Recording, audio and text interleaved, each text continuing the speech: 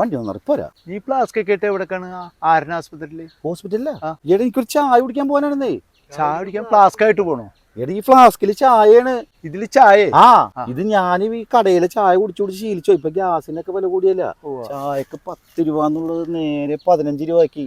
എനിക്കാണെങ്കിൽ പണ്ടാറ് ശീലം മാറ്റാനും പറ്റില്ല. അപ്പൊ ഞാനിപ്പോ ചായ എളുപ്പിച്ചിട്ട് ഇതാകുമ്പോ നമുക്ക് വേറെ ഒന്നും ചെയ്യാനില്ല. അവിടെ പോയിട്ട് ചായ എടുത്ത് കുടിക്കുക, വായിട്ട് നോക്കിയിരിക്കുക, സോഡ പറഞ്ഞിരിക്കുക, അങ്ങോട്ട് പോരാ.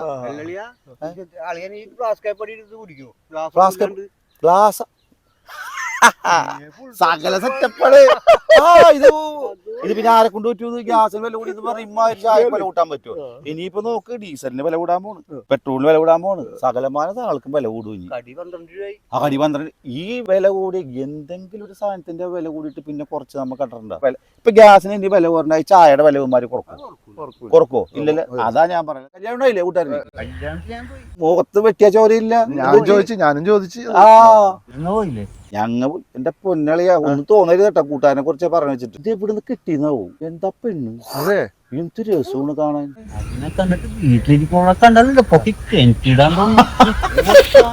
എന്നാ പിന്നെ പൊക്കിയുടെ കെട്ടിലേക്ക് ഒരാൾ കെട്ടായിരുന്നില്ലേ? വണ്ടി ഒന്നാടാ. എടാ നീ പോണോക്ക് ഒരു 50 രൂപ പെട്രോൾ അടിച്ചേക്ക്. 50 രൂപ പെട്രോൾ അടിക്കാൻ എന്താണ് ഈ പറയണത്? നിന്റെ വണ്ടിയിൽ 50 രൂപ പെട്രോൾ അടിക്കണ നേരം കൊണ്ട് എനിക്ക് കടയിൽ പോയിരുന്ന് 2 ചായ കുടിച്ചിട്ട് ബാഗ് കാശും ഉണ്ടാവും. ഇത് പിടിച്ചേ.